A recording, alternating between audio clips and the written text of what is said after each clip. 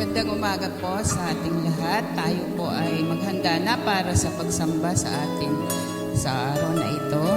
Hayaan niyong basahin ko sa inyo ang mga nakasulat sa Awit, chapter 50, verse 14 and 15, 22 and 23. Ito po ang sinasabi sa atin. Ang ihandog ninyo sa Diyos ay ang inyong pasalamat. Ang pangakong handog ninyo ay tuparin ninyong lahat. Kung kayo ay may bagabag, ako lagi ang tawagin. Kayo'y aking ililigtas, ako'y inyong pupurihin. Kaya ngayon dinggin ito, kayong sa akin di pumapansin. Kapag ako'y di dininig, kayo'y aking wawasakin. Walang sino mang sa inyo'y makakaligtas sa akin. Ang parangal na nais ko na sa aking ihain ay handog na pasalamat, pagpupuring walang maliw. Akin namang ililigtas ang lahat na masunurin. Tayo'y manalangin. Dakilang Diyos, Ama namin sa langit, magandang umaga po. Salamat po sa napakagandang araw na ito na kami ay muli mong ibinangon mula sa aming pagtulog. Salamat po Panginoon sa napakagandang araw na to. Nandito po kami upang kami magbalik ng pasasalamat at pagpupuri sa iyo. Salamat po sa kalakasan na lagi mong pinaparanas sa amin Panginoon. Sa mga pagpapalang tinatanggap namin Panginoon, maraming salamat. Tunay na ito ay naghahayag ng iyong pag-ibig sa amin Panginoon. Kaya marapat lang na lagi kaming magpasalamat at magpuri sa mga kadakilaan na ginagawa mo po sa aming buhay. Patawad po Panginoon sa mga pagkukulang namin sa iyo, sa mga bagay na dapat namin ginagawa, ngunit hindi namin magawa Panginoon. Patawad po. Salamat po dahil lagi po kayong handang magpatawad sa amin, Panginoon. Ang mga kasalanan namin ay hindi mo sinisingil ayon sa bigat ng aming mga nagagawa. Kaya nga, Panginoon, bugong puso po kaming humihingi ng kapatawaran sa iyo. Nawa, patuloy po kayong mangusap sa amin upang sa gayon, Panginoon, hindi kami paulit-ulit na lagi na lang nagkakasala sa iyo. Sa araw na ito, Panginoon, amin pong hinihiling ang iyong pagsama sa amin, sa aming kalagitnaan, sa aming mga pagpupuri, mga pasasalamat, mga handog namin sa inyo, Panginoon. Nawa po ay tanggapin niyo po ito bilang mabangong samyo na alay namin sa iyo, Panginoon. Ang iyong mga salita na mahahayag ngayong araw na ito sa pamamagitan ng aming tagapagsalita, nawa ang mga salitang yon, Panginoon, ay magbigay muli ng lakas sa amin, gabay na lalakaran namin sa mga susunod pang mga araw. Purihin ka, O Diyos. Maraming salamat po. Ito po ang aming samot dalangin sa tanging pangalan lamang ng iyong anak na si Jesus. Amen. Yan. So, handa na ba natin papurihin natin Panginoon ngayong umagang ito? Kung handa na, pwede ba palakpakan natin ang ating Panginoon?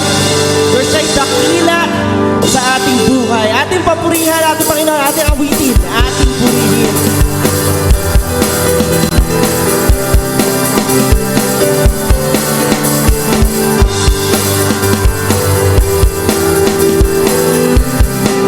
Sing! Ating purihin, ating purihin, ating purihin ang ating Diyos. Ating purihin, ating purihin, ating purihin ang ating Diyos. Ating purihin, ating purihin, ating purihin ang ating Diyos. Ating purihin, ating purihin, ating purihin ang ating Diyos. Buong puso, buong buhay, buong lakas, papurihan, awitan ng pagsamba, banal niyang ngalan. Pwede ba kamayan natin ng pabisa? Sabihin natin, ating purihin natin Panginoon. Ating purihin, ating purihin ang ating Diyos.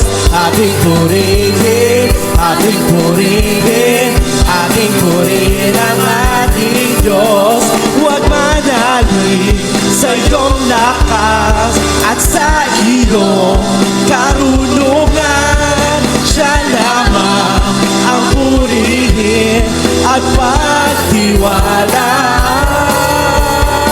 Ating purihin, ating purihin, ating purihin, ating purihin ang ating Diyos. Ating purihin, ating purihin, ating purihin ang ating Diyos. Ating purihin, ating purihin, ating purihin ang ating Diyos. Ating purihin, ating purihin, ating purihin ang ating Diyos. Ating purihin, ating purihin, ating purihin ang ating Diyos. Ating purihin, ating purihin, ating purihin ang ating Diyos. Ating purihin, ating purihin, ating purihin ang ating Diyos. Ating purihin, ating purihin, ating purihin ang ating Diyos.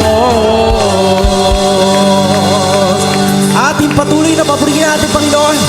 Tuningan na pupurihin ka namin sa umagang ito at idedeklara na ikaw ay dakila sa aming buhay, Lord God.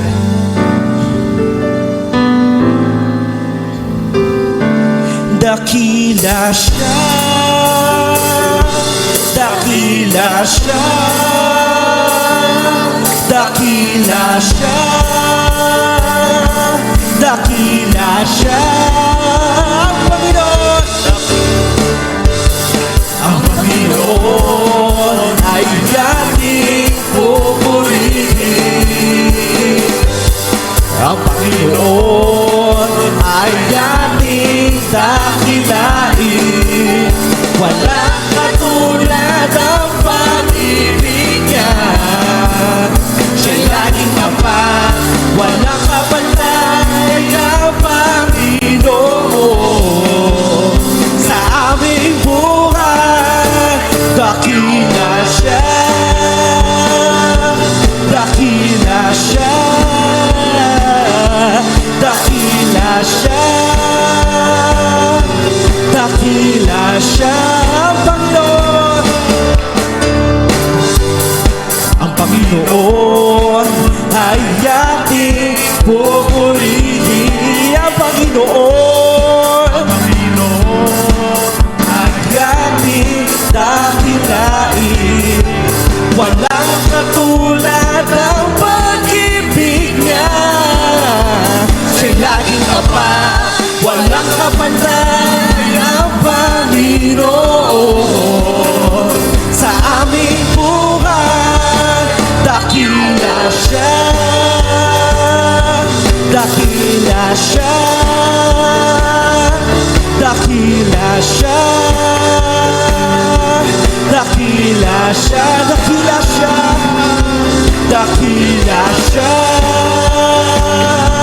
dakila siya, dakila siya, dakila siya. Kahit maglaho ang buong mundo, kahit maglaho ang buong mundo, dahil sino? Dahil si Jesus ang sandigan ko. Dakila siya, dakila siya, dakila siya, dakila siya, dakila siya, dakila siya, dakila siya, dakila siya,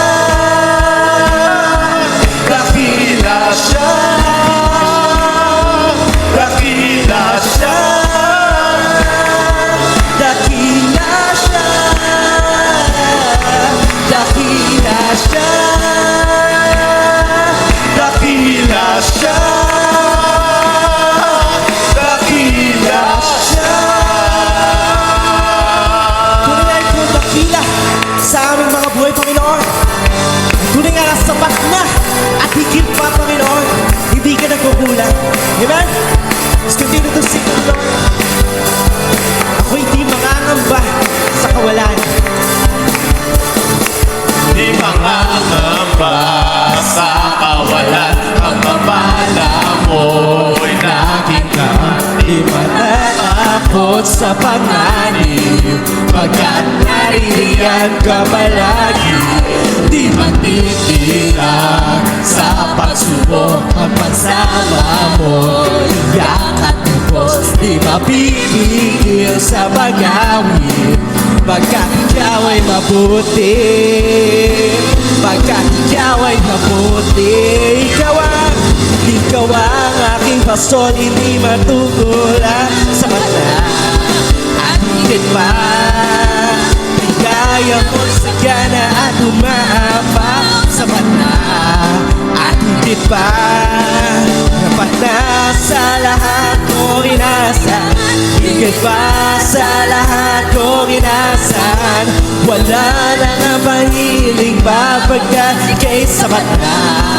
Ika'y sapat na at higit pa.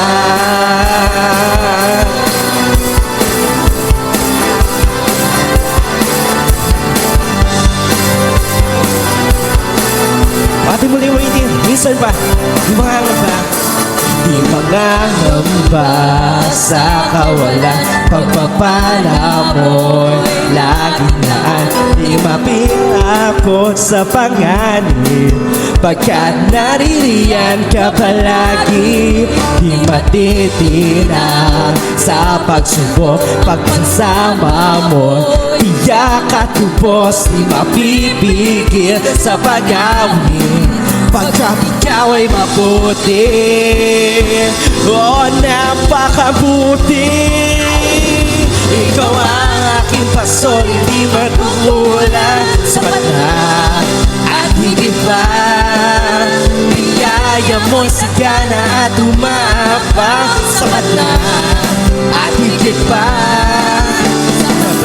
sa lahat kong pangangailangan. Higit pa sa lahat kong inaasahan. Wala na nga mahiling pa, pagkat kay sapat na.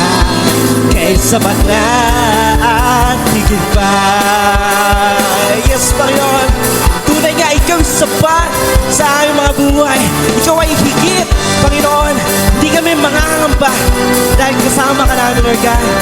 Yes, Lord God. Ikaw ang aking pastol, hindi magkukulang. Sapat na at higit pa, biyaya mo'y sagana at umaapa. Sapat na at higit pa, sapat na sa lahat ko inaasahan. Higit pa sa lahat ko inaasahan. Wala na nga mahilig pa, pagkat ika'y sapat na. Ika'y sapat na. Ikaw ang aking pastol, hindi magkukulang. Sapat na at higit pa, bigaya mo'y sagana at umaapaw. Sapat na at higit pa, meron na sa lahat kong pangangailangan. Higit pa sa lahat kong inaasahan. Wala na nga mahihiling pa, pagkat ika'y sapat na. Ika'y sapat na. Wala na nga mahihiling pa, pagkat ika'y sapat na. Ika'y sapat na. Wala na nga mahihiling pa, pagkat ika'y sapat na. Ika'y sapat na at higit pa. Yes, Panginoon, yan ikaw ay sapat at higit. You are a greater provider, Panginoon. Yes, Sir God. Ating palakpan natin, Panginoon. Tunay nga na dakila ka, nararapat kang papurihan.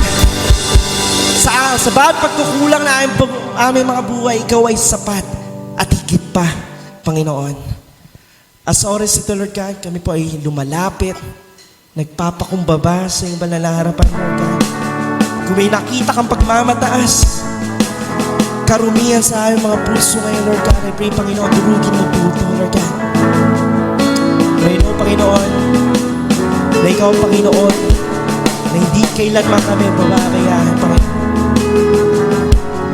Yes, Lord God.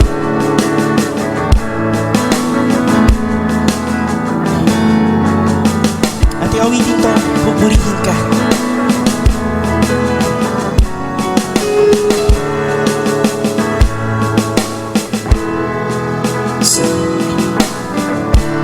Sa aking kahinaan at sa kabigatan, ika'y amang nakikinig sa aking bawat dalangin.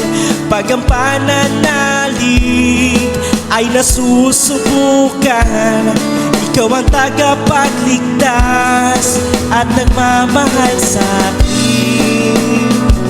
Yes, Panginoon. Pupurihin ka, Panginoon.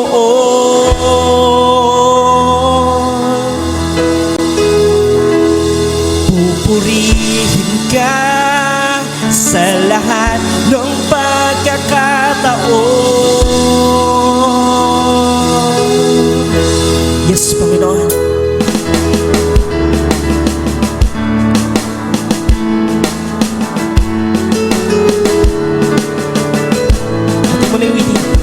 Ang iyong kabutihan, ang iyong kabutihan ang siyang pumupuno. O Diyos ng pag-ibig, aking magsasabi, iyong kadakilaan ay ihahayag sa iyong kapangyarihan. Puso'y namamangha. Pupurihin ka, Panginoon.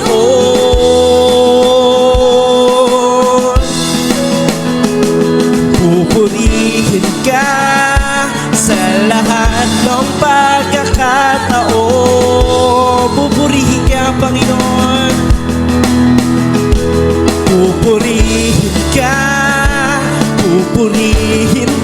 Panginoon.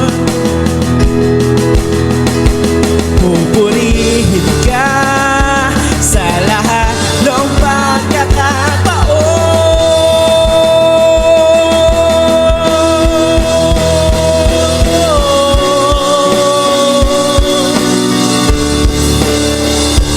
Pupurihin ka,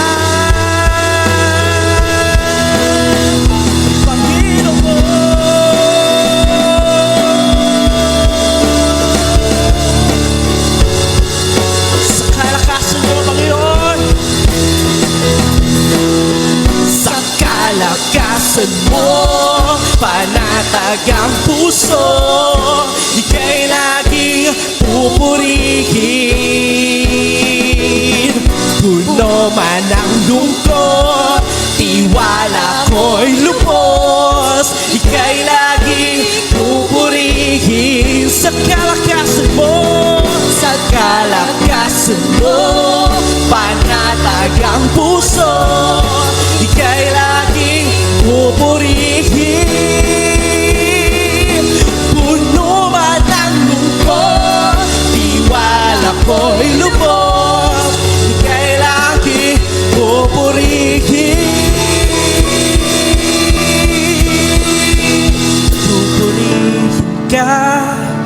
Pupurihin ka, Panginoon. At sambitin, pupurihin ka, Panginoon, sa lahat ng pagkakataon. Sa lahat ng pagkakataon. Pupurihin ka, pupurihin ka, pupurihin ka, Panginoon.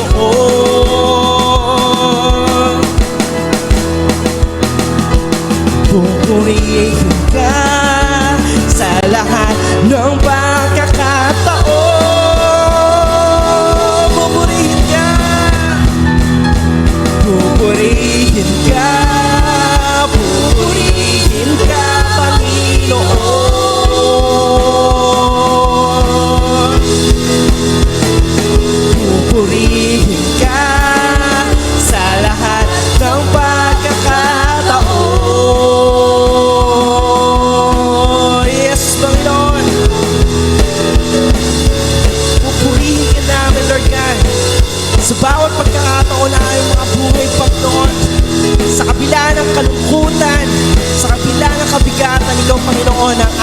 kapayapaan, Lord God. Kaya mag-bring ka namin sa oras ito. Yes, Lord God.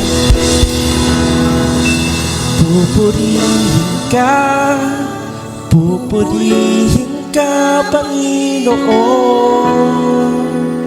Yes, Panginoon. Pupurihin ka sa lahat ng pagkakataon. Yes, Panginoon. Kami katagpuin mo sa aming kalagitnaan, Lord God. Ating patuloy na papurihin natin, Panginoon. Tuningan na ikaw ang Diyos na dakila. You are greater than our circumstances, Panginoon. Sa oras ito, Lord God, kami po ay samahan mo, katagpuin mo, Lord God. Dahil ikaw ang iisang Diyos. Narito kami, nagpapakumbaba, sumasamba sa iisang Diyos. Hinahanap namin karita ng iyong mukha, sumasamo sa iyong pagkilos. At sa himig na hain, tanging dalangin, kami katagpuin.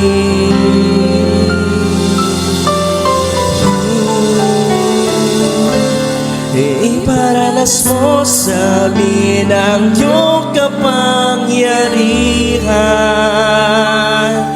Ipamalas mo sa amin ang iyong kalwalhatian. Hanggang ang aming kaluluwa'y mapuspos ng lubusan, at sa aming kalagitnaan bumaba ang kalangitan. Dakila ang iyong ngalan. Kami narito. Narito kami, nagpapakumbaba, sumasamba sa iisang Diyos. Hinahanap namin karita ng iyong mukha, sumasamo sa iyong pagkilos. At sa himig na hain, laging dalangin, kami katagpuin.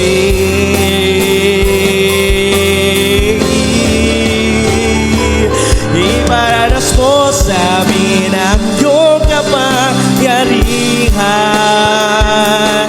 Ipamalas mo sa amin ang iyong kalwalhatian. Hanggang ang aming kaluluwa'y mapuspos ng lubusan, at sa aming kalagitnaan bumaba ang kalangitan. Dakila ang iyong ngalan.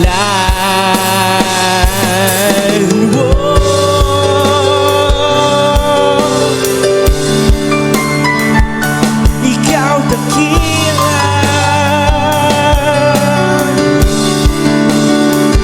hanggang ang aming kaluluwa'y mapuspos ng lubusan, at sa aming kalagitnaan bumaba ang kalangitan. Dakila ang iyong ngalan. Iparanas mo sa amin ang iyong kapangyarihan. sabi ng iyong kalwalhatian.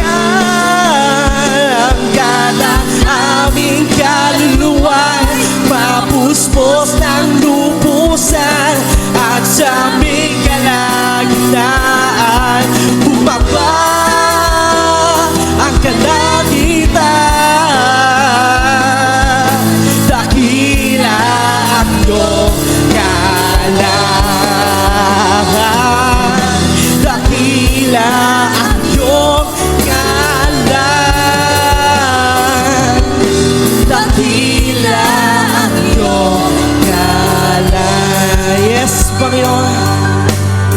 Nakila ka sa bawat oras na aming mga buhay, Panginoon. Dakila ka kahit anong sitwasyon na aming buhay, Panginoon. Tunay nga na nararapat kang papurihan sa aming mga buhay, Lord God. Tunay nga na ikaw ay sapat at higit pa, Panginoon. I know hindi mo kami pagmumulangin, basta ibibigay namin talaga ang patuloy na papuri, pagtitiwala sa iyong malang harapan, Lord. Purihin ka, Lord God, purihin ka. Tunay nga na kinatagpo mo na ang bawat isa.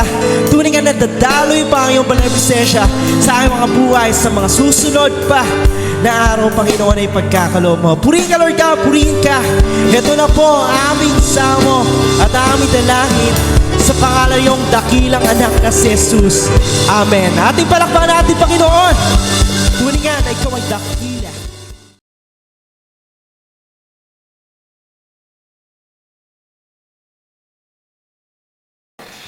Purihin po natin ang Panginoon, kagaya ng ating inawit, nakikita natin ang kanyang kadakilaan, ang kanyang kabutihan sa ating buhay. At yung pagpunta nyo ho dito sa unahan ay pagpapakita na nire-recognize natin na ang Diyos po natin ay naging mabuti sa amin. Amen po, amen po ba ron? Amen. Palakpakan nga po natin ang ating Panginoon. For the past days ay ang Diyos ay kumikilos sa ating mga buhay sa iba't ibang kaparaanan na kayo ay narito ngayong umaga. Tayo po ay manalangin. Sabay-sabay kaming lumalapit sa inyong Panginoon. Kagaya na aming inaawit, Panginoon, dinadakila po na inaawit namin, Lord, yung kadakilaan o Diyos sa aming mga buhay. Kung titingnan po namin, Lord, sobrang sapat ang iyong pagsama, ang iyong pagkilos sa amin. Kaya naman po, Panginoon, sa umagang ito, lubos-lubos ang aming puso, ang aming buhay na lumalapit, Panginoon. Binabalik po namin lahat ng pasasalamat sa inyo. Thank you, Lord, sa buong isang linggong nagdaan. Salamat sa isang linggong paggawa. Salamat sa isang linggong pagsama mo po, Panginoon, sa aming pong mga buhay.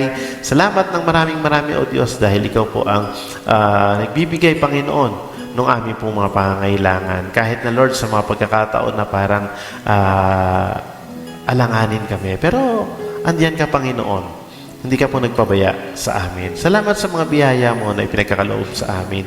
Sa pagtugon mo, Lord, sa aming pong mga pangangailangan, pinansyal, pangangailangan mo na, Panginoon, na material. Lahat ng ito, Panginoon, ay galing sa iyo. Lahat ng mabuting bagay galing po sa inyo. Kaya naman po, ito ay pinapasalamatan namin ngayong umaga. Salamat, Lord, sa kagalingan, sa mga sakit karamdaman. Salamat, Panginoon, sa pagsama mo, sa mga pagsasama ng mga mag-asawa, Panginoon. Salamat, Panginoon, sa pag-iingat mo sa mga paglalakbay. Salamat, Panginoon, sa katalinuhan na nanggagaling sa inyo, na ginagawad mo po sa mga nagtatrabaho, sa mga nag-aaral. Salamat, Panginoon, sa iyong probisyon sa amin. Salamat, Panginoon, kahit sa mga pagsubok ng buhay na amin pong nararanasan. Lahat ng bagay na ito, Panginoon, ay nagpapakita na ikaw ay laging nakaantabay para sa amin. Kaya naman po sa umagang ito, Lord, buo ang aming puso, buong pagpapakumbaba po namin binabalik ang kapurihan sa inyo. Acknowledging, Lord, na kung wala ka ay hindi po ito makapangyari sa aming pong mga buhay. Kaya naman, Panginoon, wala po kami ibang babalikan ng pasasalamat. Hindi po ito dahil sa amin, kundi po dahil po ito sa inyo. At hayaan po, Panginoon, sa umagang ito, sa aming pagpapatuloy, kilalanin namin, Panginoon, ang iyong kabutihan sa bawat isa sa amin. Kilalanin, Panginoon, ang kabutihan mo po, Panginoon, sa buhay ng iglesyang ito. Kilalanin po namin, Panginoon, ang iyong kabutihan sa aming pong bayan. Salamat ng maraming, Panginoon, sa lahat ng biyaya mo na iyong pinagkaloob sa amin. Mga kapatid, pagpalain nawa kayo at ingatan ni Yahweh, kahabaganawa niya kayo at subaybayan Lingapin nawa kay ni Yahweh at bigyan ng kapayapaan mula ngayon at magpakailanman. Amen and amen. Makakabalik na po tayo sa ating pong mga upuan.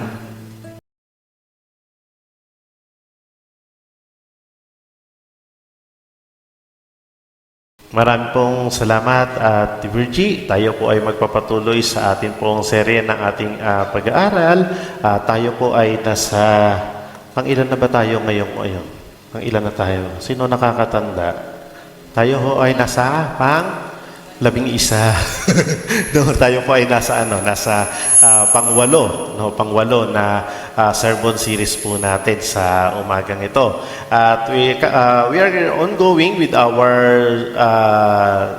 8, no, pang-8 na sermon series natin ng Ten Commandments. At kung nandito kayo sa mga nagdaang mga linggo, ay dalawa na lang, kukumpleto na natin. No? Sino rito na ang pang-8 ngayon? Pang-8.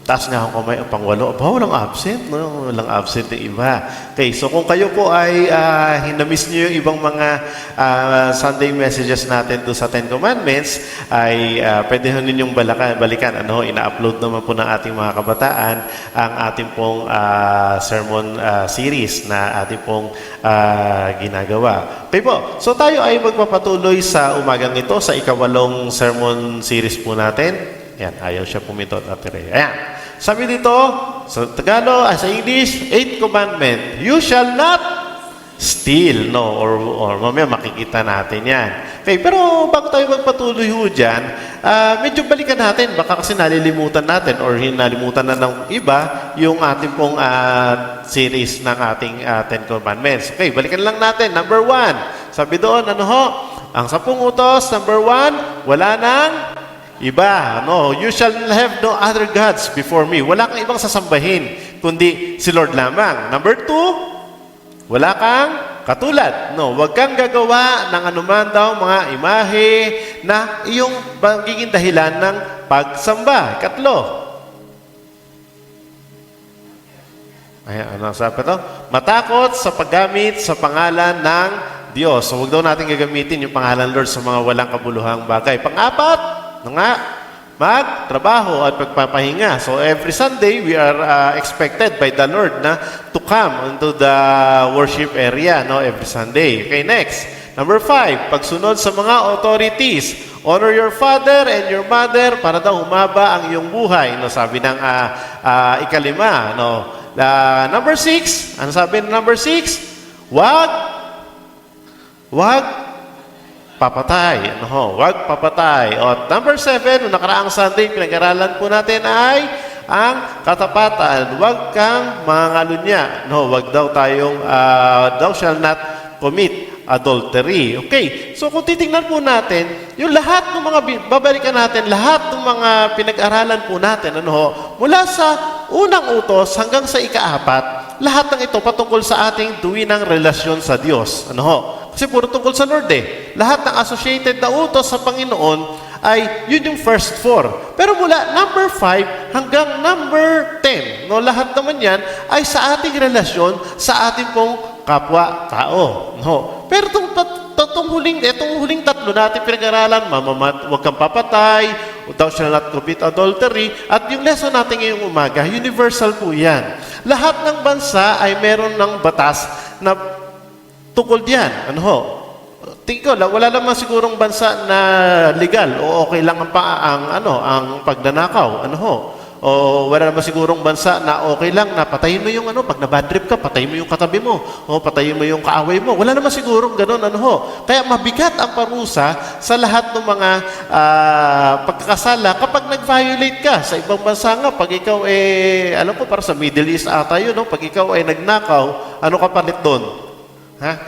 Putol ang kamay, putol ang kamay. Ganun kabigat. Pag ikaw pumatay, abita yan. Sa atin lang, hindi natin, wala tayo death penalty. Pero sa iba din naman, bawal yung adultery. Nahuhuli yan. Binibigyan ng karampatang kaparusahan. Pero, itong mga commandments na ito, kung isipin natin, 10 lang naman yan eh. No, 10 lang naman itong mga commandments. Pero, gaano ba ito binigyan ng pansin ng ating Panginoon? In the light of New Testament, para ang dali sabihin, hindi naman ako pumapatay, Kuya Ferds eh. Wala naman akong record sa presinto na ako ay pumatay. Pero ano sabi ni Lord? Kapag ikaw ay nagtanim ng galit, puot na puot ka, doon sa kapwa mo, para ka na rin pumatay. No, parang sabi ko, parang mas pinabigat, no? Pinalawak, expanded yung 10 commandments. Kapag ikaw daw ay tumingin na may pagnanasa, no, halimbawa, may napadaan, chicks, kasama mo misis mo, no, or meron kang nakita, pogi, macho, kaya talagang medyo binalik-balikan mo ang pantingin. Merong tama ng pagnanasa, sabi ng Bible, nag-commit ka na rin ng adultery. Grabe, no? Ngayong umaga kaya, sabi doon sa ating lesson, ang lesson natin ay huwag kang magnanakaw. No, paki-next nga Ate Lea. Ate Lea, yan. No? Sabi doon, huwag kang magnanakaw. No, yan. Titingnan natin ngayong umaga kung ano ang tinuturo sa atin ng banal na kasulatan pagdating sa aspeto ng pagnanakaw. Pero bago lahat, tayo po ay manalangin. Aming Diyos, sa aming Ama, kami po ay lumalapit po sa inyo ngayong umaga. Humihingi po kami ng gabay, ng pagtuturo ng gagaling sa inyo upang amin po maunawaan ang iyong mga salita, Panginoon. Buksan mo ang aming mga puso, ang aming maisipan, para po maunawaan po namin at matanim ito sa amin. Magdulot ito ng pagbabago, Lord, para po sa amin pong mga buhay. Purihin ka, ito po'y dalangin po namin sa pangalan ni Jesus. Amen. Sabay-sabay nga natin basahin ang ating ikawalong utos. Huwag kang pakitin na ng katabi. Sabihin sa kanya, malakas. 1, 2, and 3. Huwag kang sa kabila. Huwag kang magnanakaw. Ayan, parang ngiting-ngiti yung iba no? Parang huwag kang magnanakaw, ha? Okay, pag sinabi kasi nating stealing, English, stealing. Anytime, kahit anong pagkakataon na, number 1, you take anything that belongs to someone else. Kinuha mo isang bagay na hindi naman sa iyo. Tama? Pagnanakaw. Number 2, keep from someone what we owe to them. No, hindi mo binibigay yung dapat na para sa kanya. No, ba utang, no, iniipit mo, hindi mo binibigay. Pagnanakaw din ang definition noon. Sa aklat ng Exodus chapter 20 verse 15, doon sa ating pong teksto ngayong umaga, it's written, Exodus 20 verse 15, yung ikawalong utos. Sabi doon, huwag kang magnanakaw. Kung tatlong word lang, sa English, thou shall not steal. Sa Tagalog, huwag kang magnanakaw. Parang ang dali. Tama? No. Kung tingin nyo naman, Kuya First, wala naman akong record na ako po ay nagnakaw. No, sa barangay, or sa school, or sa trabaho. Hindi naman ako nakasuhan ng pagnanakaw. Hindi ko naman ginawa yung definition kanina na ako ay nanguha sa iba. Masabi natin, para bang napakadali. No, hindi ko kinukuha yung hindi sa akin, yung pag-aari ng iba, hindi ako shoplifter, Kuya First, hindi ako snatcher dyan sa labas, hindi ako nagnanakaw. Hindi po ako nandedekwat sa pitakan ng tatay ko. Hindi ako kayahin ng mga politiko na kura ako dito, kura ako doon. Hindi ako nagnanakaw, Kuya Ferds. So, yung sabihin, kung ganun pala tayo, hindi naman ako scammer, no? Hindi naman ako uso ngayon, di ba? Uso, no? Nagnanakaw din ng mga bank account. Kung hindi naman pala ako ganun, yung sabihin, absuelto na tayo. No? So, tingin nyo ba, absuelto na tayo? No? Okay na, accepted na tayo, pwede na. Na lang tayo, pang-siyam na utos na lang tayo. Kasi exempted na eh. No, kasi kung kayo ay guilty sa pagnanakaw, malamang nakakulong tayo ngayon, nakakulong tayo sa city jail. Pero sabi ko kanina, dapat unawain natin ito in the light of what God is telling us sa aspeto nung tinatawag natin na pagnanakaw. Ayan. Tignan niyo yung mukha ng katabi niyo. Mukha bang kinakabahan? No? Mukhang kinakabahan, mukhang may plano, may madilim, may itim, may maitim na bala. In the book of New Testament, sa aklat ng Lucas chapter 10 verse 25 to 28, sabi rito, isang dalubhasa sa kautosang Hudyo, no, isang teacher of the law, ay lumapit kay Jesus, no, para testingin si Jesus, no. Parang medyo may masamang balak tong mamang to, no. Sabi niya, Jesus, Guro, he called Jesus as the teacher. Sabi niya, Guro, anong dapat kong gawin upang magkaroon ng buhay na walang hanggan? So nagtanong siya. No, ang sagot ni Jesus sa verse 26, ang tanong ni Jesus, ano ba nakasulat sa kautusan? Ano na babasa mo doon? No, so, teacher of the law to, ha? Alam niya. So, alam din naman ni Jesus, syempre. Alam ni Jesus ang lahat ng bagay. Binalik na yung tanong. Sumagot yung mama. Sa verse 27, ano sabi nung mama? Sa ulado niya 10 commandments. Sinamarize niya. Sabi sa verse 27, sabi niya, ibigin mo ang Panginoon mong Diyos ng buong puso, buong kaluluwa, buong lakas, at buong pag-iisip. Very good. Sa ulado, alam niya. And, sabi niya, ibigin mo ang iyong kapwa gaya ng pag-ibig mo sa iyong sarili. Ito yung sinasabi ko kanina, mula 5th commandment hanggang 10 commandments. Pag ginagawa mo yun, it's all about sa kapwa. Tama ho ba? Naintindihan natin lahat. Ano ho? Okay. Ang sabi ni Lord sa kanya, okay, tama ang sagot mo. Tama. Okay yan. Sabi niya, gawin mo ang lahat ng yan at makakamit mo ang buhay na walang hanggan. Ngayon, kung titingnan natin dito, parang salvation by works ba ito, Kuya Ferds? Kasi maliligtas pala ako eh. Gawin ko lang yung 10 utos, sa langit pa lang punta ko. Basta wala akong i-violate dyan, diretso pala ako sa langit. No?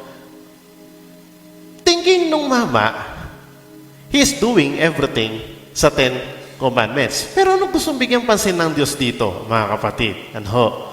Ang nais na makita ng Lord dito, hindi mo kayang sundin yung 10 commandments on our own. Tama ho ba? No. Kung babalikan natin mula simula hanggang sa lesson natin ngayon, tingin ko, kahit ako ho, personally, kasi na-assign po ako kami mga pastor, umiikot kami ngayon doon sa mga, hanggang sa daughter church natin. Kahit ako minsan sa sarili ko, nakikita ko, naku, guilty ako sa number 2. Guilty ako sa number 4. Guilty pala ako sa number 5. Nung pinag-aaralan ko itong kagabi, guilty rin pala ako. Ano ho? So, yung sabihin, bawat sa atin, we cannot fully obey the 10 commandments. Parang napaka-broad kung titingnan, di ba? Bawal pumatay. Pero may pinagtampuhan ka. Talagang suko sa langit ang galit mo sa kanya. O di pumatay ka na rin, di ba? Tumingin ka na may pagnanasa. O di ngayon, you violated yung wag kang mangangalunya. No. Kung bawal magnakaw, basta kaya ganun na rin lang. No. So, tingnan na natin. Looking further, ang sabi niya, medyo napahiya kasi alam niya eh. No, ang sabi ng Bible, upang wag siyang lumabas na kahiya-hiya, medyo guilty siya guilty. Nagtanong lalaki. Sabi nung eskriba, sabi niya, sino naman po ang aking kapwa? Ayan. Sino naman ang aking kapwa? Okay. Ito nakakalungkot. Doon sa ating pinag-aralan, nagtanong siya, sino yung kanyang kapwa? Sometimes people know the Lord. No? Alam niya, kilala niya si Yahweh, kilala na ang Diyos. Pero ang problema, sablay sa relasyon sa kapwa. No? Kaya nga sabi ko, kaya pala malinaw, ang 10 Commandments ay para ituro sa atin na kapag mahal mo at may direktang relasyon ka sa Diyos, dapat okay din ang iyong relasyon sa iyong kapwa. Naunawaan ho natin, magkakabit yun. Hindi pwedeng okay ka sa Lord, pero galit sa'yo lahat ng kapitbahay mo. Galit sa'yo buong barangay.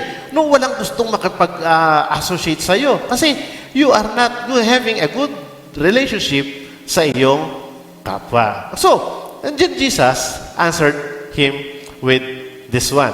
Sumagot si Jesus. Sabi, sino yung kapwa? Ito sagot ni Jesus. Tignan niyo. Sumagot si Jesus. May isang taong naglakbay mula sa Jerusalem papuntang Jericho.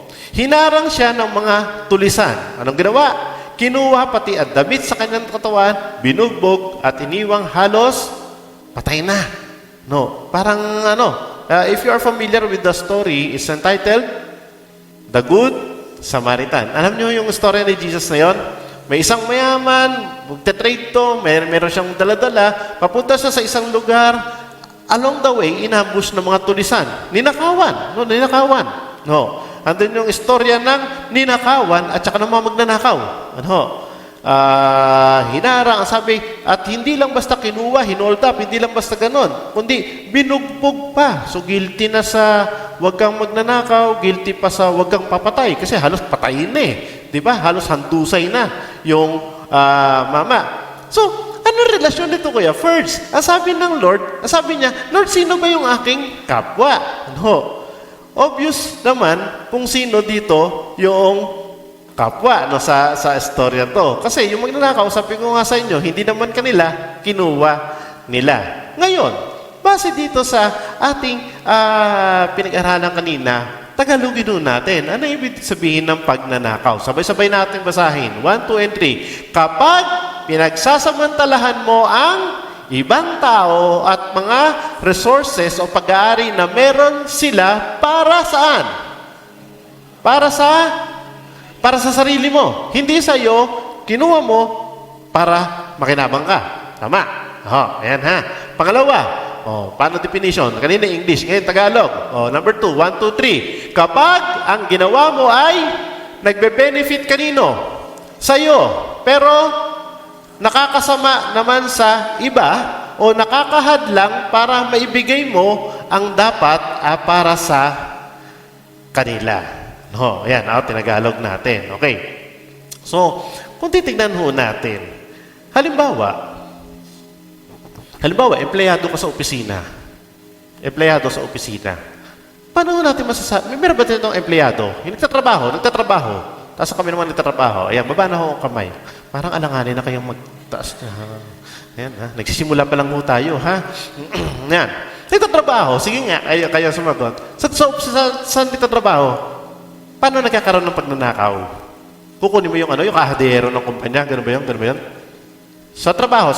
Paano nagkakaroon mo ng pagnanakaw? Sige nga, yung mga nagtatrabaho. Sa oras. Paano pong sa oras, ha? Sa oras. Tapos na break time ka pa rin. Tama, di ba? 8 to 5 ang trabaho, 4:30, naka-shutdown ka na. O kaya nag-makeup na. Tama? Nag-agree ho kayo doon? Nag-agree? Sa totoo lang, matatawag ba natin pagnanakaw yun? Oo. Kasi, sa oras, di ba? So, oras ng trabaho, nagsiselfone ka. Nagsiselfone ka. O kaya, daming ginagawa, gumagawa ka, natutulog ka. Kasi dapat nagtatrabaho ka eh. So, ng iba, may project yung anak, kailangan ng paperclip, o kailangan, ano pa kailangan? Ano pa, minsan madali dekwatin sa office, ha? Typewriting daw, sabi ni Kuya Christian. Typewriter, grabe ka naman, pati typewriter, kinuha mo. Ha? Papel lang daw, typewriter. Makikiprint. Okay. Tingin nyo, makikiprint. Ha? Makikiserox. Libro ng anak, papaprint sa office. Pagnanakaw. Ha? Mag-a-apply sa ibang kumpanya, nagprint ng resume doon sa doon sa opisina. Diba talaga? Pero, opisina. Ayan, hindi ako nagsabi niyan. Kayo nagsabi. Next. Sample. Kung kayo employer, may-ari ng may-ari ng trabaho, paano nagkakaroon ng pagnanakaw? Kung employer naman, employer. Sige nga. Hindi nagpapasweldo ng tama. Minimum wage, ang pasweldo mo, ang minimum wage ay 500. Ang pasweldo mo, 50. Grabe naman. Sabi ko, grabe to. Diba? Sabihin, nagnanakaw. Yan. Parang nagagalit sa Tim Early. Walang OT, walang bayad. Ang OT, nag-overtime, nagtrabaho, walang bayad. Di ba? Libre. Kung ano yan, ha? Employer. Ano pa? Sige pa. Isip pa. Baka may maisip kayo, huwag kayo mahiya.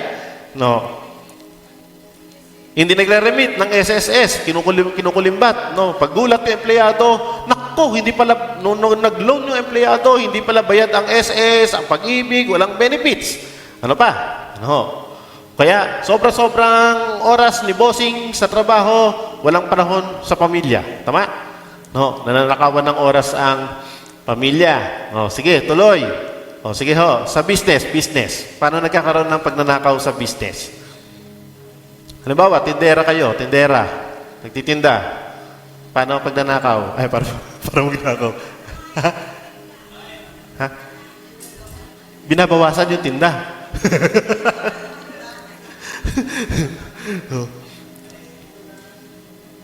Isang kilo, 10 alimasag, ang takal.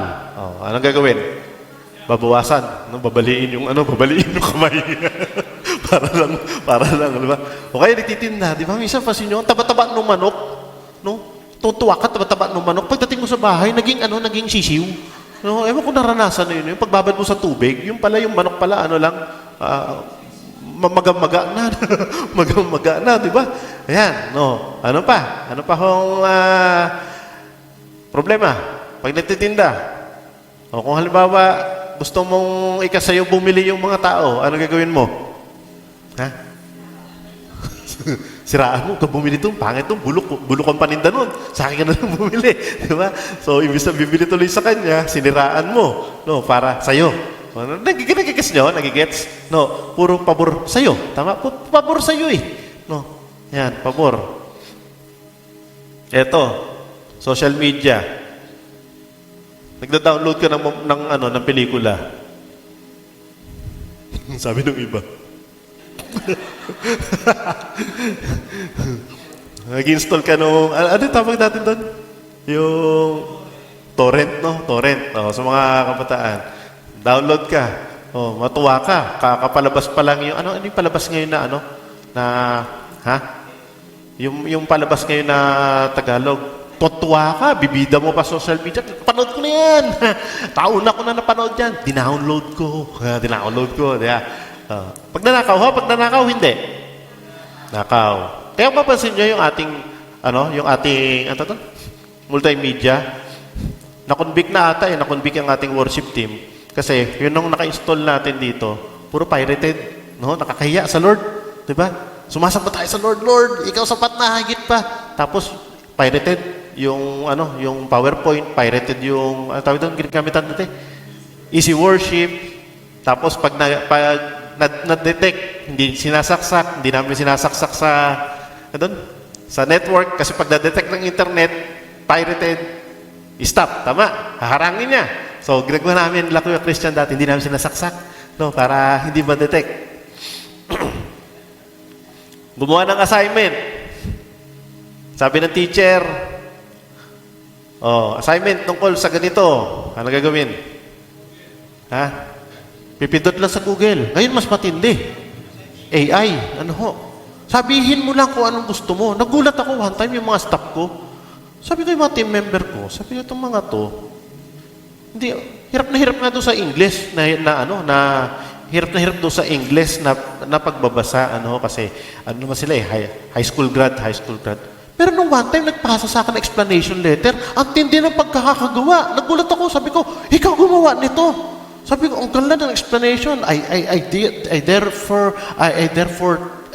want to inform the management that may mga ganun pang nalalaman. Sabi ko, sige, basahin mo nga. Pinabasa ko. Sir, dinownload ko lang sa internet. Sabi ko, pinagagawa ka na explanation form. Ang tindi. Wala pang 5 minuto nakagawa na explanation form. Samantalang dati, pag na-late, ganyan, gawa ng explanation, talang tagaktakpawis, paano ako magpapaliwanag dito? Ngayon pala, ganun kabilis. Ginawa ka ng assignment, download na lang. Pindot na lang. Nung araw kasi, research. Ngayon, pindot na lang. Tapos pagka nag-present sa teacher, tutuwa, ang ganda, ang ganda. Bago pag natuklasan, meron palang pinagkopya sa internet, ano tawag doon? Sa mga teacher, ha? Plagiarism, no? Plagiarism. Ayan. Di ba? Sa bahay. Sa bahay. Paano nagkakaroon ng pagnanakaw sa bahay? Sa bahay na lang tayo, sa bahay naman. Ha? Pinilas mo yung tsokolate ng kapatid mo. Kapewak mo ka. Di ba? Minsan yung hindi mo naman pagkain, tinira mo, tulog ng lahat, bumawas ka konting coke, haluan mo ng konting tubig na lang, no, para hindi halata. Ha? Di ba? Sa bahay. Kaya first, nagnakaw ng halik. Pwede ho ba yun? Nagnakaw ng halik. Sa asawa, okay lang. Okay lang yun. So mag-asawa. Ano, saan pa? Ay, nangyari sa bahay, minsan. Pag muwa tayo ng walang paalam. Tama? Sa mga bata, lagi nating nahuhuli. No? Ba't nawawala yung mga barya ko dito? Dati, yung alkansya ko punong-puno eh. Nagtataka ko bakit gumagaang nung gumagaang eh. No, meron palang technique. Naalala ko nung bata ako, para hindi ako malantaan ng nanay ko, kukuha ko ng blade. Manipis lang. Sisilatin ko yung 5 piso. Hindi halata ng nanay ko. One time nahalata. Kasi parang gumagaang. Ipon siya ng ipon na 10 tsaka 5. Parang gumagaang na gumagaang. Tataka siya saan ako nakakuha ng pambili ng mga laruan ko noon nung bata ako. Dintikwat ko ho. Ganon. Sa bahay. No? Sa bahay na nagagawa natin yan. Or minsan, sobra-sobra oras mo sa trabaho mo. Wala ka ng time sa pamilya. Wala ka ng time sa mga anak mo. Pag nanakaw, tama. Ninanakaw mo yung time na para sa kanila. Personally, sa physical na kalusugan, pag panay kang puyat, panay kang dapat na magpahinga, pinag-aralan natin noong nakaraan, di ba? Dapat na pahinga. Sumigaw si baby, kumakain ng bawal. Kumakain ng bawal. Ano pa? Kulang ka sa exercise. Kakain ka na, alam mo lang, hindi dapat sa'yo. Ano ninanakaw mo doon? Ninanakawan mo yung sarili mong katawan ng nourishment na kanyang kailangan. Sa church, paano tayo nagnanakaw sa church? Paano nagnanakaw sa church? Sige nga, sample. Sabi ng iba, hindi nagtatights. Malinaw yun kasi Malakias chapter 3, verse 10, no? Tawag ng Lord, paano nyo sabing hindi kayo nagnanakaw? Kasi hindi kayo nagbabalik ng ikapo. Ano pa? Sa church, paano nagnanakaw sa church? Sige nga.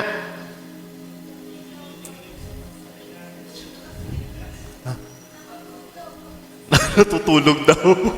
Natutulog din. Nagnanakaw ka rin ng oras, di ba? Dapat oras ng pakikinig, natutulog ka, nakaw din yun. Yan talaga, di ba? Kaya, may pagkakataon, meron kang ability na ayaw mo gawin, ayaw mo gamitin para sa ministry. Can we call it pagnanakaw? Yes, because dapat ginagamit ka ng Lord for an opportunity para makapag-minister sa iba, tapos hindi mo naman ginagawa para sa ikalalago ng iglesia. Kakabit ng pagbibigay. No, meron tayong opportunity para magbigay para sa Panginoon, pero and yet, hindi natin siya ginagawa. So kung titignan natin, sa madaling salita, we therefore conclude, ewan ko kung mag-agree kayo sa akin, ang magnanakaw wala lang sa city jail. Tama? Ang magnanakaw, wala sa Kongreso at sa Senado. Ang magnanakaw, nasa loob ng church. Totoo po, hindi. Sabi ng iba, ayoko na magsalita. Totoo, hindi. Di ba? There are times we are guilty of those minor things. No? Pero, yun ang sabi ng Bible Anything. No, doon sa sama na. Kinuha mo, hindi sa'yo. Pag nanakaw, nag-benefit ka, hindi nawalan yung iba, yun ay matatawag po nating pagnanakaw. So, sino po yung magnanakaw? Sabi, ito yung may dapat gawin, pero hindi niya binigay yung tulong na kailangan ng iba. Pag tinignan natin yun doon sa ating Aterea Ayaw. Pag tinignan natin doon sa kwento, tuloy natin yung kwento ni Jesus sa kanila. Merong tao na nangangailangan noong time na iyon. Sabi dito, sino yun? Nagkataong dumaan doon ang isang paring Hudyo. O kaya, pastor siya, pastor. Sabi doon, nang makita ang taong nakahandusay, ano ginawa ng mama? Lumihis siya, dead ma. Nakita nakahandusay yung ginulpe. Dead ma, diretso lang siya. Sabi doon, lumihis siya at nagpatuloy sa kanyang paglakad. Next, dumaan sino? Dumaan ang isang Levita or taong simbahan, ngunit nang makita ng taong binugbog, ano sabi ng Bible? Lumihis din siya at nagpatuloy sa kanyang paglakad. Isa pastor. Hindi ko alam kung pastor ng pastor ng karidad. Pastor. Pero isa taong simbahan. Pareho sila. No, kaya kung titingnan niyo yung picture, ayun yung dalawa, oh. Ayun. Deadma sila. Hindi nila tinignan yung pangangailangan ng iba. Yet they have the opportunity to help others. They have the opportunity na tumugon sa calling ng Panginoon, pero hindi sila tumulong doon. Sabi dito, meron tayong pananagutan sa bawat isa. You know, ang ugat ng pagnanakaw ay tinatawag natin na selfishness. No? Yung bang wala kang pakialam sa kapakanan ng iba. Basta maginhawa, basta pabor sa'yo, basta mapapayaman ako, basta makikinabang ang sarili ko, okay yun. No. Pag nasunod natin yung ikawalong utos, basta hindi ako makakaargabyado ng ibang tao, hindi ako, or kung wala akong gagawin sa ikabubuti ng ibang tao, we are guilty of what we call stealing. Ano? Kaya sabi ko nga, kung empleyado ka, dapat bigay mo yung serbisyo dapat sa pinagtatrabahuhan mo. Tama ho ba? Kaya kung minsan sa construction, naiinis ako eh. Meron tawag na pakyawan. Tapos ang tawag ng isa, ano yun? Arawan. Hindi malaman nung may-ari na may pera, pampagawa, ano ba gagawin ko, Kuya Perch? Papapakyaw o papaarawan ko? Pag pinakyaw, ano mangyayari? Pakyaw na nga, pakyaw. Parang nga si Manny Pacquiao, pak. Sang araw, tapos agad. No. Pwede naman pala. No. Pero pag ginawang arawan, ano naman gagawin? Ba, isang taon na hindi pa tapos. Diba? Patagalan. Kasi araw, 500 a day. Sige, babayaran naman ako dito. Diba?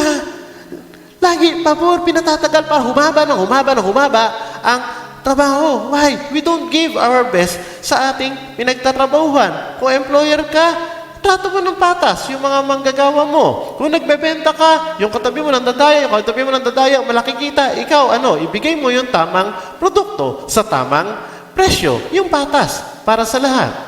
Mag-aaral, binibigyan tayo ng pag-tuition fee. Tama, binibigyan kayo ng pambaon ng nanay ninyo. Saan dapat siya ginagamit? Para sa?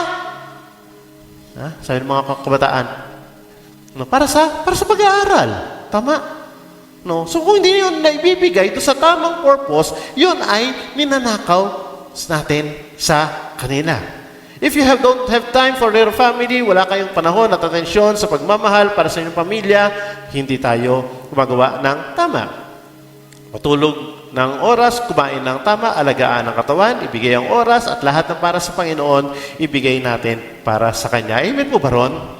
Amen. Sabi ni Next Terea, sabi dito ni John Calvin, sabi niya, everyone who is in the exercise of his calling performs not what he owes to others. Yung meron siyang kakayanan, pero hindi niya ginagawa, yung pwede niyang gawin para sa iba. He keeps back, umaatras, or makes away with what does not belong to him. Yung mga bagay na hindi sa kanya ay yun ang kanyang pinapakinabangan. Alam nyo, masusunod lang po natin ang ikawalong utos kung marunong tayong magmahal sa ating kapwa. Tulad nung ginawa ng nung Samaritano. Pabalik. Yan. Ano ginawa nung Samaritano? Sabi doon, may isang Samaritano, ito pangatlong dumaan. Napadaan doon, nilakitan niya ang biktima at siya ay naawa. Nilapitan niya ito, binuhusan ng langis at alak ang mga sugat at binenta. Pagkatapos, ang lalaki ay sinakay ng Samaritano sa kanyang asno at dinala sa bahay panuluyan upang maalagaan doon. Wow! Sabi ko, galing no? Yung tinuturing nilang kaaway, yung Samaritano, yun pa nag-alaga. Hindi lang basta tinreat niya, binuhat niya pa, sinakay niya sa sarili niya sa saksingan. At siya ay naglakad. Hinanap niya pa ng hotel para para doon magpagaling yung mama. Natapos ba yung mamang Samaritano doon? Verse 35, sabi niya, kinabukasan, binigyan niya ng 2 salaping pilak ang may-ari ng panuluyan. Binayaran pa. Tapos sabi, eto, alagaan mo siya. Pag kulang pa, at sobra pa dyan, yung gastusin mo, babayaran ko pagbalik ko. Nakita ninyo? Doing not just a normal thing, but he went, yung tinatawag na, he went the extra mile. Ito yung definition ng pakikipagkapwa-tao. Ito yung tanong ng mama kanina. Ito yung dapat gawin ng bawat tagasunod ni Kristo. Meron pangangailangan, meron kayong kakayahang tumugon or makatulong, gawin mo dahil sa iyon ang pagtawag ng Diyos sa iyo. Amen po ba roon? Amen. No. Kung meron ng pangangailangan, yung sabi ko kanina, no, tugon tayo. Amen. Kung meron kayong opportunity, meron namang kaloob sa inyo ng Panginoon, then let us continue to help. Kahapon ay sumama ako sa isang outreach natin doon sa Tansay, yung bago bukas natin outreach. And one of the kids caught my attention. Itong batang ito, tumatay kahapon doon. I think she is 13, 11 years old. No, tong batang babaeng ito. 11 years old. Ang bit-bit niya ay 4 na kanyang kapatid. No. Yung bunso, nakita niyo sa picture, no. Tong bunsong ito ay dumidede pa. So, nagulat ako kasi mag-i-start alas 9. Andun yung bata, ano? Present siya, present. Bit-bit niya, yung kanyang kapatid. Tapos dala-dala nung sumunod, para silang hagdan. No? Dala nung sumunod yung dede nung bunso. No? Pinapanood ko yung bata. Kasi before, nabanggit sa akin ni Ate Jazz at saka ni Kuya Joseph na itong batang to, na sabi ko, ano mga kalagayan? Nasaan na magulang? Tinatanong ko, nasaan na magulang niya? Sabi, wala. Parang may sakit yung nanay. No? Pati yung lola, parang wala sa tamang pag-iisip. Kaya siya ang nag-aalaga sa lahat ng kanyang kapatid. I was deeply touched. Bakit? Kasi nung mga bata, at her age, ay mga ganyang edad ng mga bata. Sabi ni Tijas, sige, bilang tayo ng 1, 2, lahat ng 1 dito, maglalaro tayo. Alam niyo itong bata? Gusto niyo maglaro. Lumapit ako, sabi ko, sige, laro ka. Umiyak lang yung bunso. Natakot ata sa akin yung bunso, hindi ko alam. Sabi ko, ako lang papatede. Inuwakan ko. Pero, sabi ni Kuya Joseph, Deng, balik ka na lang. Nagwawala yung anak mo Nagwawala yung bunso. So, ginawa ko. Tumabi na lang siya. Tapos, yung gusto niyang sumagot, gusto niyang magtaas sa kamay, pero hawak niya yung bata. So, nilapit ako. Sabi ko, ilang taon na siya? Parang, I think, yan ng batang yan, parang 4 na taon na ata. Wala sa itsura niya. Kasi ang gaang niya. At sa totoo, siya, parang malnourished yung bata. Ano nyo, hanggang sa natapos yung children's outreach, yung ginawa na yung Kuya Joseph at saka ni Ate Jazz, pinadalan sila ng pantanghalian nila, yung magkakapatid na mga bata. At praise God. Bakit? Kasi may mga tao na tumutugon doon sa ganong pangangailangan. Naunawaan ho natin. The need is there. That we are given by the Lord the opportunity to reach out to them. Pero, at tanong, anong ginawa natin? Anong ginawa ng church to help those children? Ang dami ho nila. Nakarang Sunday, umabot sila ng halos 40. Tapos, kaya tuntua sila. Hindi lang sila pupunta doon para turuan. Hindi sila doon para kumain. Hindi sa lahat. We are teaching them the love of Christ. Naunawaan ho natin. So, hindi lang to basta naawa ka lang or basta tumugon ka lang. What we call here is our church giving. Every Sunday, nangungulekta tayo ng tithes, nangungulekta tayo ng offering. Ito ay paraan ng pagsamba natin sa Diyos. Tumutukod na tayo. Yung inyong mga kaloob ay nakakarating. Nakakarating sa mga batang yan. Maraming pahihuya sila. Sometimes we feel parang additional burden itong mga to Naalala ko kahapon, sabi ko, pagkagaling namin dito, parang hindi pa ata tapos ang Lord ng pagtuturo sa akin. Paglabas namin si Ate Jazz, kasi late na kami natapos doon, kumain na lang kami sa isang fast food, may isang binatilyo, lumapit sa amin. Sabi ko, alam ko na style nito. Hihingi ito ng kalabit, hihingi ito ng pera. Pero gulat ako, kasi may sobra ho akong ulam, chicken, sobra. Sabi ko, sobra, busog na ako. Uwi ko para sa 2 alaga ko. Binalot ko, balot mo. Lumapit yung bata, sabi niya, ate, kuya, baka meron po kayong sobra dyan. Naku, alam ko na barya. Ayoko po ng barya. Pagkain po sana kasi nagugutom na po ako. Kahit hindi po ako bigyan ng pera, kahit anong pagkain lang po, pwede na ako. Nagulat ako, sabi niya.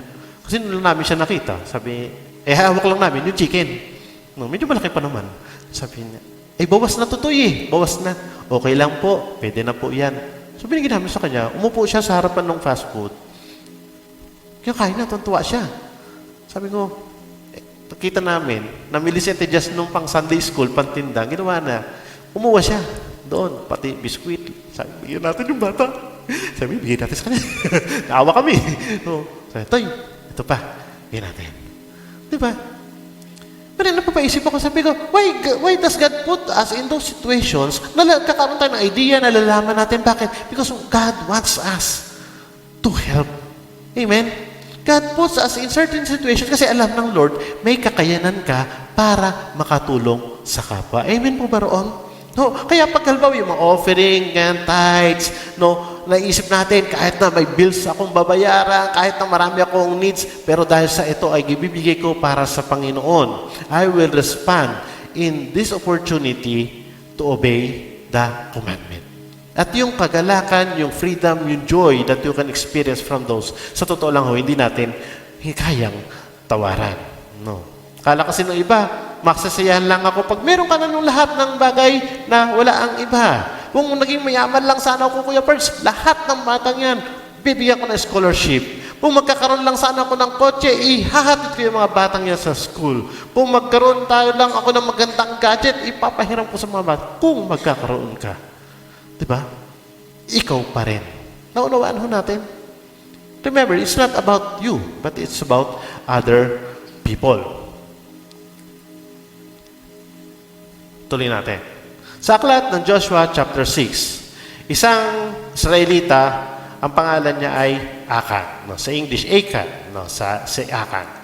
Si Akan ay isang Israelita.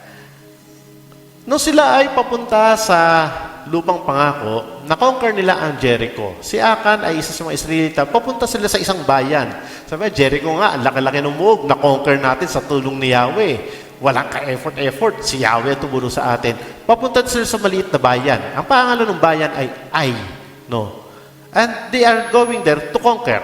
No? Ano instruction ng Lord sa kanila? Pagpunta nyo doon, dudurugin nyo yung lunsod. Walang ititira. Bata, matanda, lahat ng maandon, hayop, etc., magagarang damit, susunugin yan alay kay Yahweh. Ano sabi ng Lord? Huwag kayong kukuha, huwag magnanakaw ng anumang bagay na nakatakdang wasakin. Kapag kumuha kayo ng anuman, ano sabi? Ikaw o kayo ang magiging sanhi ng pagkakasala, mapapahamak ang buong Israel. Lahat ng bagay na yari sa ginto, pilak, tanso, bakal, nakalaan para kay Yahweh at dapat ilagay para sa kabangyaman ni Yahweh. So malinaw ang instruction, okay? Pupunta doon, i-conquer lahat ng ginto, lahat ng valuables, dadalhin sa templo para kay Yahweh yan. Instruction mo yan, hindi ni Moses, hindi ni Joshua, kundi ni Yahweh. Next. Ngunit nilabag ng Israel ang utos ni Yahweh na huwag kukuha sa Jericho ng mga bagay na pinagwawasak ni Yahweh bilang handog sa kanya. Si Akan na anak ni Karmi, apo ni Sabdi at apo sa tuhod ni Sera mula sa lipi ni Huda, ano ang ginawa? Sabay-sabay tayo, ay kumuha ng ilang bagay na pinagbabawal kunin. Kaya nagalit sa kanya si Yahweh. Ano sabi doon? Kapag merong isa sa inyo, sabi ng Lord, tindi ng warning ng Lord, may isa sa inyo na lumabag doon sa utos na iyon, ano ang gagawin? Dawit-dawit lahat. Tingnan nyo. Balik. Sorry. Sabi na verse 11, Joshua, nagkasala ang bayang Israel.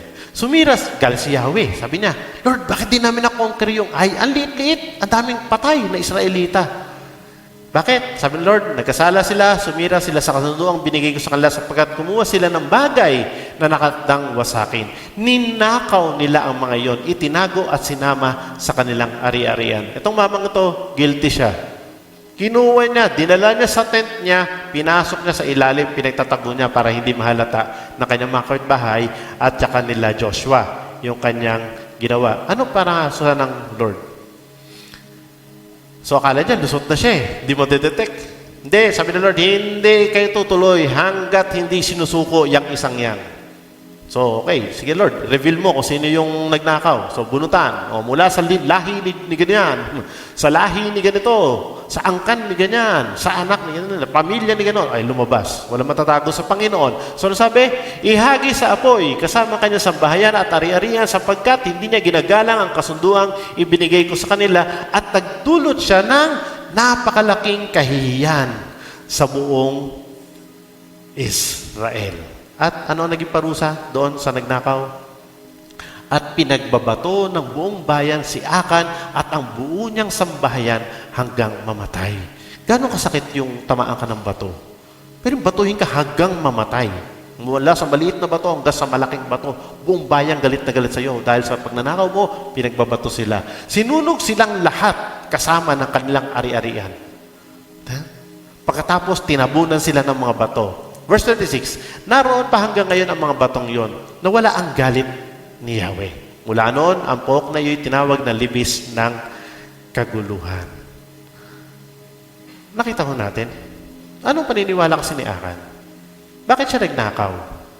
The root of stealing is unbelief. Hindi siya naniniwala na na yung inawit natin kanina, sapat biyaya mo ay sapat na at higit pa. Umaawit tayo. Lord, biyaya mo'y sagana at umaapaw. Sapat na at higit pa. But we desire things more than what God has already given to us. Kaya tayo nagnanakaw. Tama. Gusto mo magkaroon, kaya ka nagnanakaw. Pero kapalit naman, lahat ng nasa iyo, mawawala pala at kukunin din sa iyo.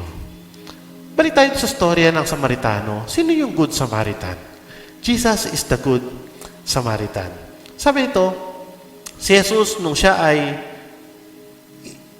hinulad doon, sino yung tunay na Good Samaritan? Walang iba, kundi ating Panginoong Jesus. Tayo kasi, para tayo yung ganun, binugbog. Tayo ay binugbog.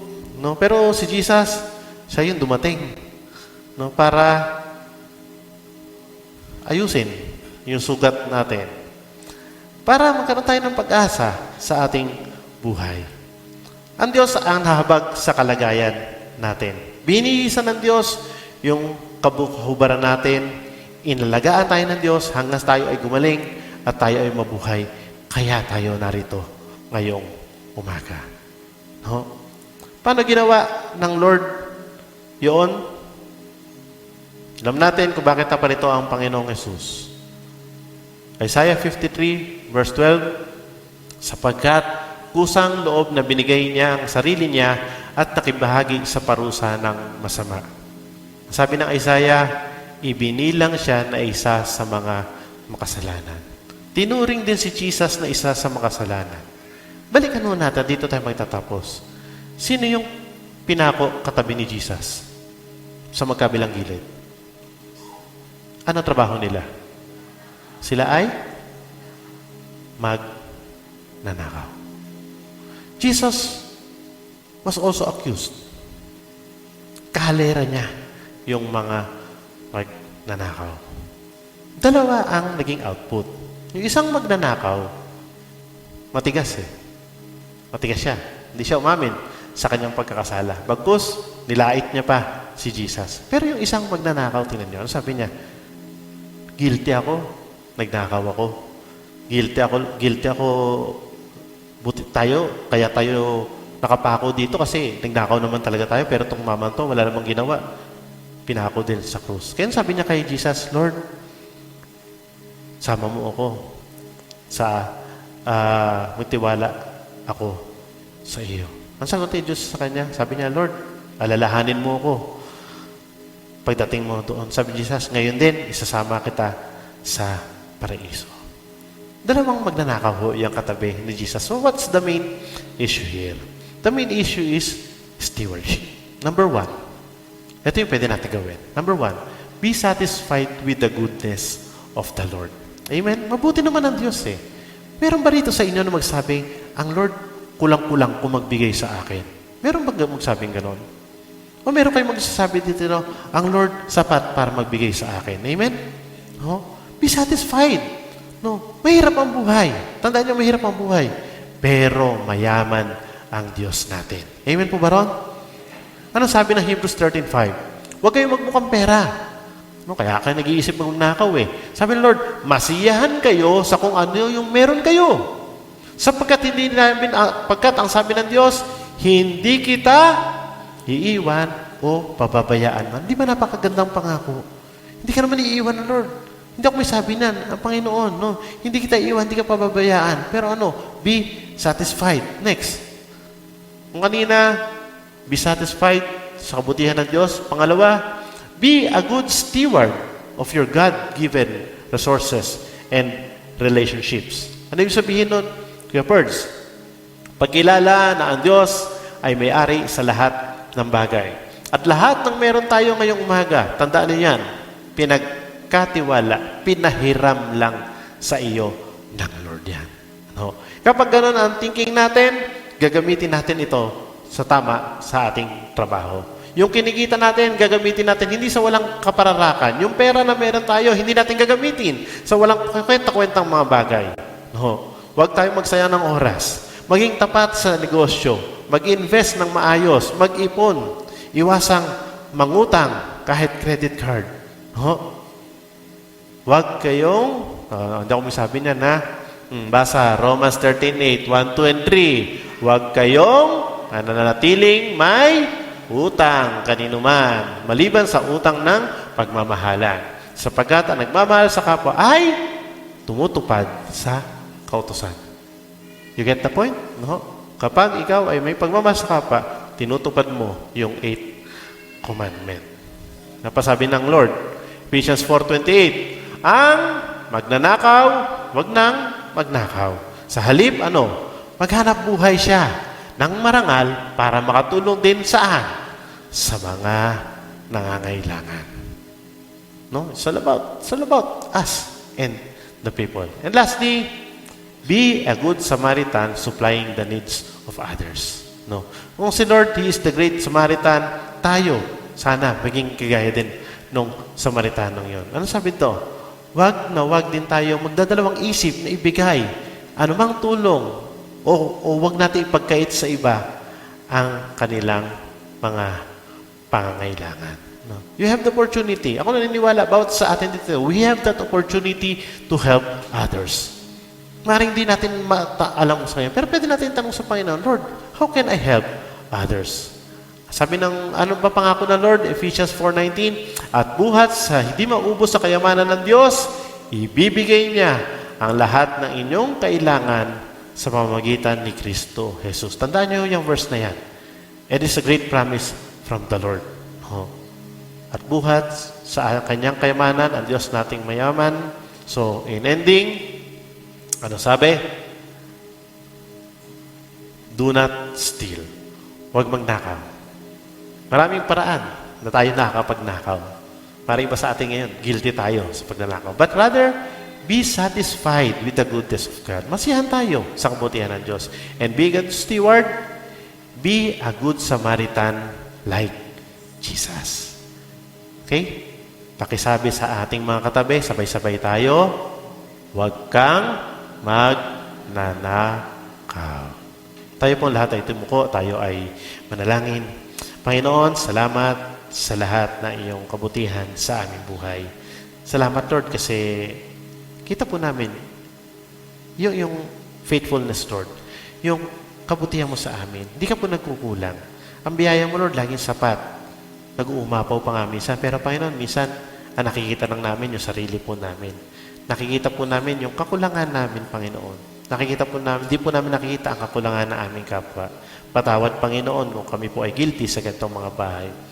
At tumuo sa kami, Panginoon, na sa aming pong mga buhay, Ikaw ang patuloy na magbubukas ng aming pong mga isipan. Buksan mo, Lord, yung aming pangunawa sa kalagayan ng aming kapwa. Make us, O Lord, a channel of your blessings, Panginoon, para po sa iba. Hayaan po, Panginoon, na yung mga resources na binigay mo sa amin, magamit namin, Lord, para po sa kabutihan ng iba. Dahil alam po namin, kagaya na yung pangako, hindi po kami pagkukulangin, hindi mo kami iiwanan, hindi mo kami pababayaan. Thank you, Lord, for the love that you have given to us. At hayaan po, Panginoon, mula sa araw na to, na ibibigay po namin yung best po namin, hindi lang para sa iyo, kundi para sa amin pong kapwa. May you use this church, Lord, para po abutin ang ibang mga tao. May pakilala ka po namin sa kanila. Maranasan din nila, Lord, yung pagkilos na nanggagaling po sa inyo. Sa iyo namin pinagkakatiwala, Lord, ano mang meron kami ngayong umaga, lahat ng ito po ay galing sa inyo. At nawa, ang pagpapala mo po, Panginoon, ang maranasan ng lahat ng narito ngayong umaga, Panginoon. We are asking for your guidance, Panginoon, sa pagmamanage sa mga resources na pinagkatiwala mo sa amin. At gamitin mo, Lord, ang iglesyang ito para po sa ikalalawak na iyong mga gawain. Maraming po salamat. Ito po'y dalangin namin sa tanging pangalan ni Jesus. And everybody say, Amen and Amen. Palakpakan po natin ang ating Panginoon. Magandang umaga po sa ating lahat.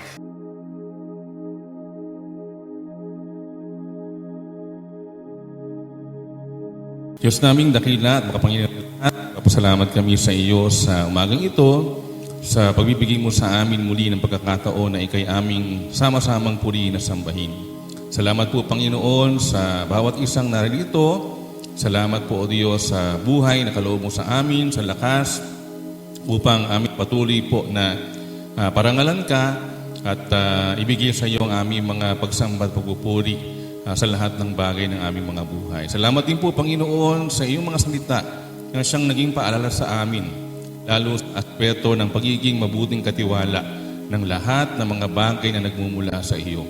Nawa, Panginoon, hindi mo kami masumpungan na maging magnanakaw ng anumang bagay, Panginoon, na nagmumula sa iyo. Ito man ay mga material na bagay, ito man ay mga bagay na espiritual sa aming puso, isip at pangasalita. Dalangin po namin, Panginoon, na patuloy po na maging kaluguran ang buhay namin sa iyo, lalo na maging tapat kami, Panginoon, sa mga bagay na kung saan ay pinagkakaloob mo sa amin. Purihin ka po, dakilang Ama. Ingatan mo po kami sa aming paghiwa-hiwalay, pauwi sa aming mga tahanan. Naway patuloy po na ikaw ang siyang mapapurihan ng aming mga buhay sa loob ng isang linggong darating. Ano man ang aming gagawin, Panginoon, ikaw po ang aming maparangalan. Purihin ka, ito yung aming dalangin sa tanging pangalan ng aming Panginoong Yesus. Amen. Ang Ama ay papurihan, Anak, Espiritong Banal, ng mga taong nilalang, at ng tanang sanamitan. Amen. Mga pinakamamahal, naway sumaating lahat ang pagpapala ng Panginoon Kristo, ang walang hanggang pag-ibig ng Diyos Ama, ang pakikipisa at kaaliwan, buhat sa banal na Espiritu, mula ngayon pagpasawalang hanggan.